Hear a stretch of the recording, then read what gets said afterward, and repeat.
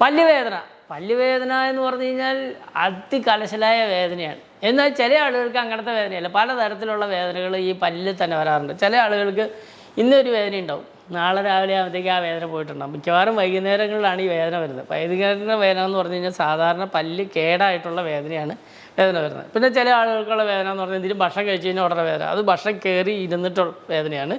അഥവാ ഇറച്ചിയോ അല്ലെങ്കിൽ മുരിങ്ങാക്കോലിൻ്റെ ഒക്കെ ഫൈബറസ് ആയിട്ടുള്ള ഭാഗങ്ങൾ പല്ലിൻ്റെ ഇടയ്ക്ക് കയറുക, അങ്ങനെ ഉണ്ടാകുന്ന വേദനയാണ്. പിന്നെ മൂന്നാമത്തെ വേദന പല്ലിൻ്റെ മോണരോഗം കാരണമുള്ള വേദന. കാരണം വെച്ചാൽ ഏതെങ്കിലുമൊക്കെ സാധനങ്ങൾ ഇടയ്ക്ക് കയറിയിരുന്നു, അല്ലെങ്കിൽ മോണയ്ക്ക് പല്ല് ബ്രഷ് ചെയ്ത് ക്ലീൻ ചെയ്ത് പോകാതിരിക്കുന്ന അവശിഷ്ടങ്ങളൊക്കെ ഇരുന്ന് മോണ പഴുത്തിട്ടുണ്ടാകുന്ന ഒരു വളരെ ഡള്ളായിട്ടുള്ള വലിയ വേദനയല്ല, ചെറിയ ചെറിയ വേദന എല്ലാ ദിവസവും ഉണ്ടാകും, കുറേശ്ശെ വേദന ഉണ്ടാകും. അപ്പോൾ അവിടെ ഇട്ട് കടിക്കാതിരിക്കുക, അങ്ങനെയൊക്കെ ചെയ്യുമ്പോൾ ഉണ്ടാകുന്ന മോണയിൽ നിന്ന് വരുന്ന വേദന. മറ്റൊരു വേദനയാണ് ചിലർക്ക് വെള്ളം കുടിച്ചാൽ ഭയങ്കര വേദന, അല്ലെങ്കിൽ ചൂടുവെള്ളം കുടിച്ചാൽ ഭയങ്കര വേദനയാണ്. അങ്ങനെയൊക്കെയുള്ള സെൻസിറ്റിവിറ്റിയുടെ അടുത്ത ഒരു ലെവലായിട്ടുള്ള എന്ന് പറഞ്ഞാൽ സെൻസിറ്റിവിറ്റിയുടെ അടുത്ത ലെവലായിട്ടുള്ള ഭയങ്കര വേദന എന്ന് പറഞ്ഞാൽ വെള്ളം അങ്ങ് കുടിച്ച് കഴിഞ്ഞാൽ കുറച്ച് നേരത്തേക്ക് മിണ്ടൂല, അത്രയ്ക്ക് ഒരു വശം മുഴുവൻ അങ്ങ് വേദന എടുക്കുന്ന സെൻസിറ്റിവിറ്റിയുടെ ഇച്ചിരൂടെ ഭയങ്കര ഷൂട്ടിംഗ് ആയിട്ടുള്ള വേദന. ഇങ്ങനെ പലതരത്തിലുള്ള വേദനകളുണ്ട്. ഇത് എന്തുകൊണ്ടാണെന്നുള്ളത് കണ്ടുപിടിക്കണം. തേയ്മാനത്തിൽ നിന്നാണ് സാധാരണഗതിയിൽ സെൻസിറ്റിവിറ്റി വരുന്നത്, അല്ലെങ്കിൽ പല്ല് പൊട്ടിപ്പോകുമ്പോഴാണ്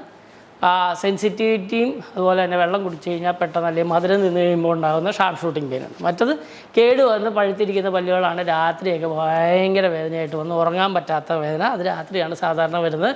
ചില ദിവസങ്ങളോളം നീണ്ടു നിൽക്കുന്ന വേദനയാണ്. അതിനൊന്നും മരുന്ന് കഴിച്ചിട്ടൊന്നും മാറില്ല. പല്ലുവേദനയ്ക്ക് മരുന്ന് കഴിച്ചിട്ട് പെട്ടെന്നൊന്നും മാറില്ല.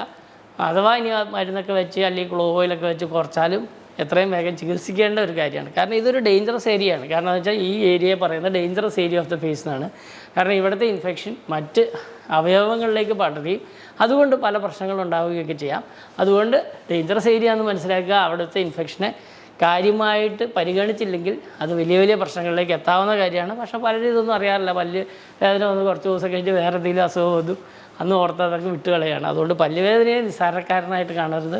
അത് പല്ലിനെ രക്ഷിക്കുക എന്നുള്ളത് മാത്രമല്ല, നിങ്ങളുടെ ആരോഗ്യത്തെ തന്നെ നശിപ്പിക്കാവുന്ന ഒരു കാര്യമാണെന്ന് മനസ്സിലാക്കി പല്ലുവേദനയെ ചികിത്സിക്കുക. എന്തുകൊണ്ടാണ് ഇത് വരുന്നതെന്ന് നല്ലൊരു പല്ല് ഡോക്ടറെ തന്നെ കാണിച്ച് അതിൻ്റെ കാരണം കണ്ടുപിടിച്ച് അതിന് ചികിത്സിക്കുക.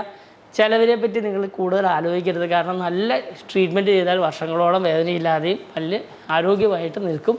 അങ്ങനെ വേണം നിങ്ങൾ ചികിത്സിക്കാൻ. അല്ലാതെ തൊട്ടുതൊഴിയായിട്ട് 2 രൂപയുടെ മരുന്നിൽ തീർക്കാൻ നോക്കല്ലേ.